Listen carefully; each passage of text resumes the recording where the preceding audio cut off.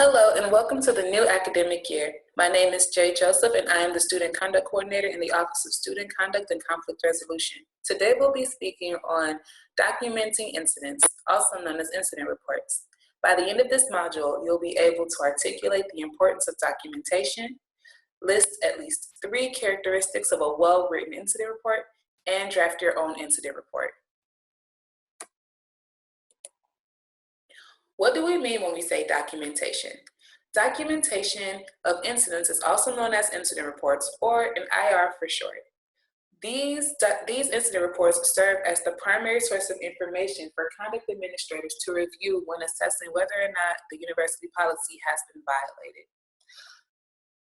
Campus partners who view incident reports include, but are not limited to, residence life, staff, the Office of Student Conduct and Conflict Resolution, campus safety, and high-ranking stakeholders such as the Vice President of Student Affairs and the Dean of Students.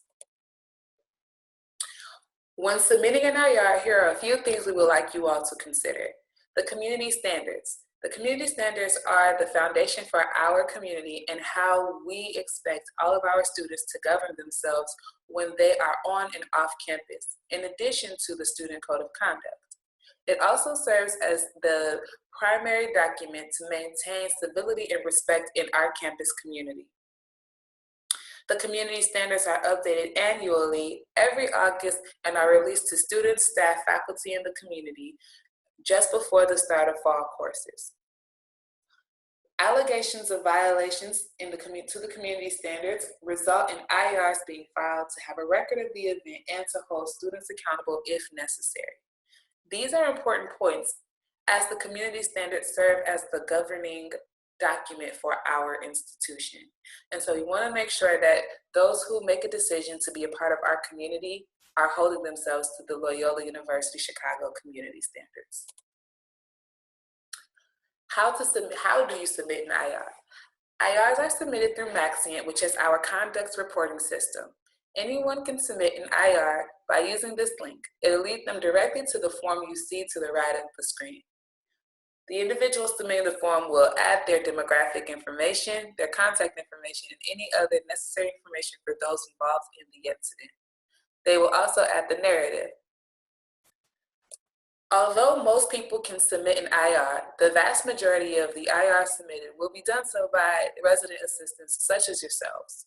Once you submit an incident report, the staff member will review it to determine whether or not any policy violations have occurred. And if so, an allegation letter will be sent to the involved students, and that allegation letter will request an administrative hearing. Once the student arrives to meet with their conduct administrator for an administrative hearing, what will happen is that administrator will work with the student to ensure that the policy violation did in fact occur, and if it did not, the student will be found not responsible. However, if the policy violation did occur, the student will be found responsible, and an outcome package or sanctions will be assigned to the student to be completed at a designated date. What to document in an incident report? Time, place, and date. So what time did the event take place? What date did it take place on, and where did it happen? The individuals involved. Who was all involved in the incident? What are their roles? Are they students at Loyola, or are they other friends of students? Sensory information. What did you hear? What did you see? What did you smell? Items of note. Items of note are significant to the narrative, so they add information or contextual information to the incident report that is valuable or significant to determining preponderance by the conduct administrator. Compliance of residents. When addressing an incident or a potential policy violation on campus, resident assistants are representing the institution in an authority figure role. We need to know if students are not compliant to the resident assistants as they are acting on behalf of the institution. Opinion versus fact. Opinions are not objective and therefore cannot be reported in an incident report. We must remain objective, and we must be sure to only include facts, even if an inference is easily made. Do not add it. The characteristics of a well-written IR. IRs are written in third person. So think of it as being a narrator for a story that you're telling. Include yourself in the story, but also as resident assistant X. Everyone who is going to be included in the narrative of the incident report should have a title. For example, resident, student, RA, RD, officer, etc. When introducing an individual in the narrative of an incident report, you'll want to add the title of that individual. This lets us know the role that they are having in the specific event, and their first and last name. This helps to mitigate any confusion. Once you've introduced a new person into the narrative of the incident report, you can then just refer to them by their title and their last name. So in the example provided here, we have resident John Smith. That is how we would like you all to introduce new individuals in any narrative. Then, once they've been introduced, we can remain by calling them resident Smith. Avoid using pronouns as much as possible. This helps to mitigate any confusion, as there are plenty of people who may be involved in an incident. Also, we want to make sure that we're not making assumptions about individuals' gender identities. Here are some examples of the necessary elements that every incident report should have. So for time, date, and place, take a look at the example here. On Monday, March 4th, 2017 at 7:30 p.m. in St. Louis Hall. This tells us the day of the week, the date, the time, and the exact location. One thing you may want to add is the room number or the lobby area. Where in St. John Hall did this event take place? Was it in the lobby, or was it in room 214 or 417, etc.? Individuals involved. RA Bob Gleason and RA Stan Musial spoke to resident Anthony Rizzo. Both the RAs have their titles as well as their first and last name, and the same is true for the resident. Sensory information. RA Gibson and RA Musial heard music from four doors away and smelled an odor of alcohol coming from room 322 in St. Louis Hall. This is very detailed, and it is sensory. So we know exactly what they smelled, we know exactly what they heard, and from where they heard it and how far away they were. That is important information, and it gives us a pretty clear idea of what happened while this event was taking place. Items of note. RA Gibson and RA Musial found 12 empty 12-ounce Budweiser cans, 2 candles, and 1 750 milliliter bottle of Smirnoff vodka about halfway full.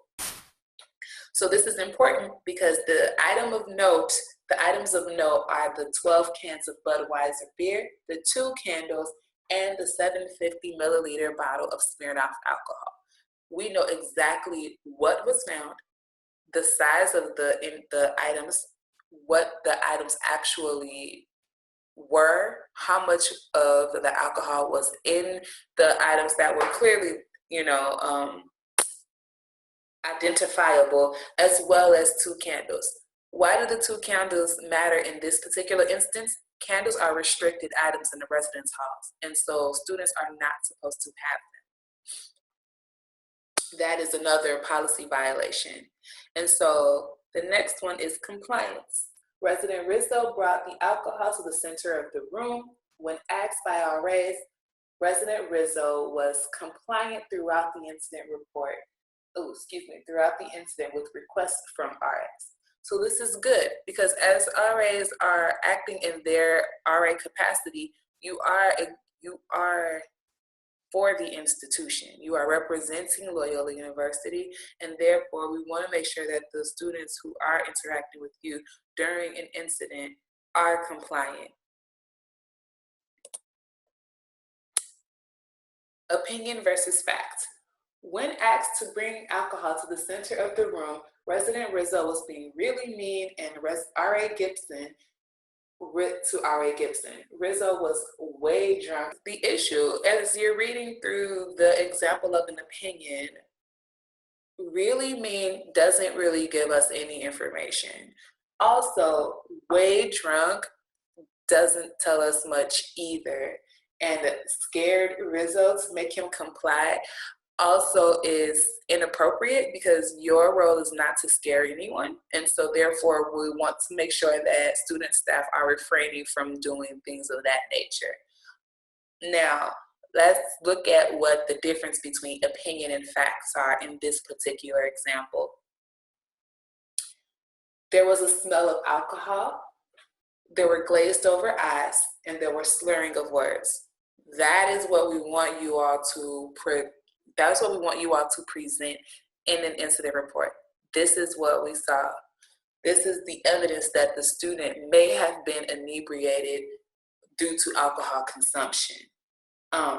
In addition to that, we want to make sure that we're including direct quotes. So I don't have to listen to you. I can do whatever I want. No, they cannot. And non-compliant, this is the words we want you all to use. The resident was not compliant, and the resident told you that they did not have to listen to you. They do, because you are a institutional authority at this moment, and therefore this can result in an allegation of not failure to comply. But if you don't say it the way that it happened, or you don't include those direct quotes, then the conduct administrator doesn't have the opportunity to discuss this part of the incident report with the student in the administrative hearing. Detail of quotes. Quotes should be specifically what the student stated and not paraphrased. Please do not paraphrase, censor, or alter what a student says in any capacity. If you are unsure what they said, do not include the quote. What you can do is say the student made a mention of X, Y, and Z, or 1, 2, and 3. But do not falsify quotes and do not paraphrase them if you do not remember what was stated. Don't present the information as a quote. You can state the sentiment of what was said, or you can say what you know, and that's it. So for example, the student states, I dislike this person right now because they are being very loud. That is what the student said. Put it in the narrative of the incident report as is. What we do not want you to say is, the student stated that they hate this person because they are loud. Dislike and hate do not mean the same thing. And so right there, by paraphrasing the quote, that's misinformation, and it altered the meaning of what the student said simply by changing a few words. And something I want you to also keep in mind is, I dislike this person right now because they are talking very loud. That is a momentary moment of discontent. The student stated that they hate this person because they are loud. That is presenting information that is chronic or ongoing and a pervasive dislike for a person. Those two statements do not mean the same thing. Please, please include quotes as they were stated. When we speak about detail, detail is extremely, extremely important. Anyone who is reading an incident report that was not present during the incident should be able to clearly identify what happened during the incident. There should be no confusion, and the best way to mitigate any chance of confusion is by adding as much detail as possible. If it feels like it's too much detail, it's probably the right amount. So, an example of this would be, Harry placed the handle of vodka at the center of the room. A detailed explanation or a detailed version of the same statement would be, Resident Potter placed a 1.75-liter bottle of Smirnoff vodka about 1/5 full in the center of the room. The main difference between the two examples is, Harry, who is Harry? We do not know who he is, and we do not know his affiliation with the university.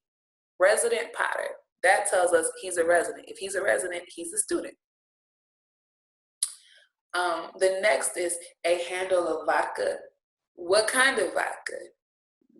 Was it a handle for sure? Are you sure it was a handle? What were the metrics on the bottle? So a 1.75-liter bottle of Smirnoff vodka, that is important. That tells us a lot of information. Now, the next is, it was 1/5 full. So that means that 80% of the vodka is no longer in the bottle. And so therefore, there's a likelihood that alcohol consumption was taking place in this time or during this moment. That is important for us to know. So we want to make sure that we are giving as much detail as possible. Now let's look at the second example, lack of detail. I saw Resident Potter hold a beer can and he took a long time to open the door. Revised. R.A. Granger knocked on the door. Resident Potter took about 90 seconds to answer the door, and R.A. Granger saw Resident Potter holding the beer can. I'll give you a couple of moments to look at the two statements, and you can determine what the differences are and how or why the revised statement is an example of detail that we would like you to add in the incident report.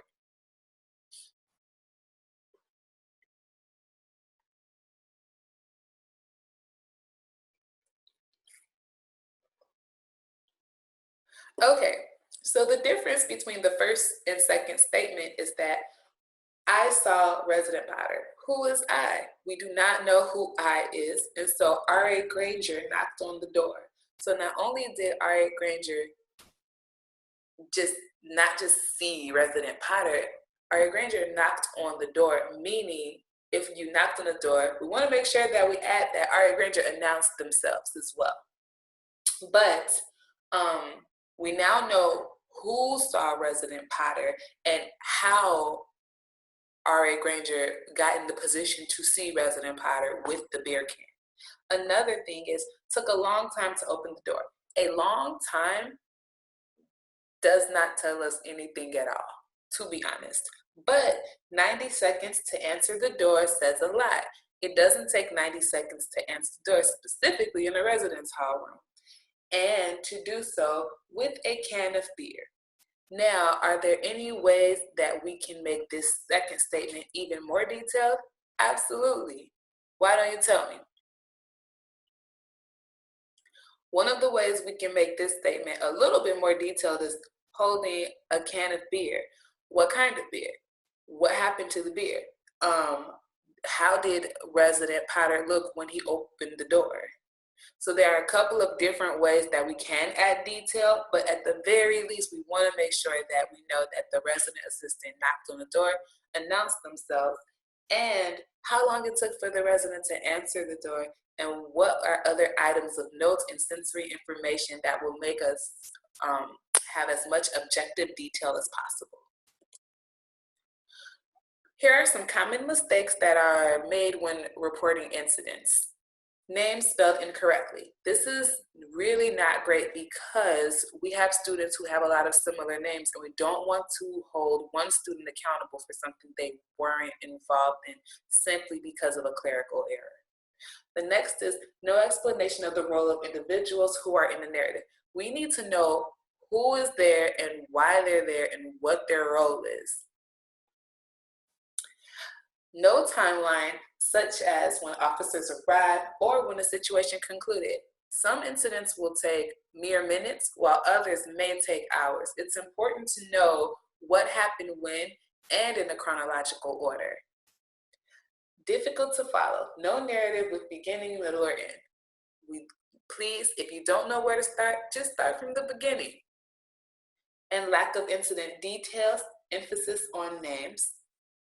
Lack of physical description, room placement of people and objects, uncertainty as to which individual showed signs of impairment. In order to avoid uncertainty as to which individual showed signs of impairment, use your sensory information. What did each individual look like, smell like? What did they say? What was happening in that space? The more detail you give in the first couple of statements listed here, the more likely it is that you'll be able to determine who played what role and who was impaired and who wasn't. Next, emphasis on perception and inference as opposed to factual detail.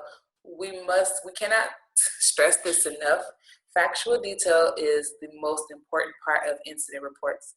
This can have a bearing on someone's conduct record.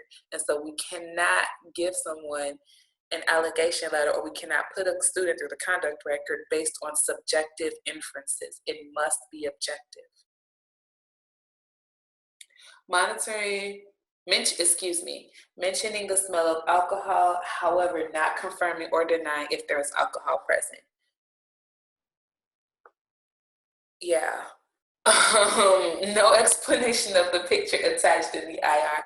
If you're going to attach a picture, please caption it. Please give an explanation as to why this was significant enough to not only add it to the incident report, but to document it in the picture. Thank you and have a great day. We look forward to reading your incident reports, and we hope that you're able to submit them in the most accurate and objective ways possible.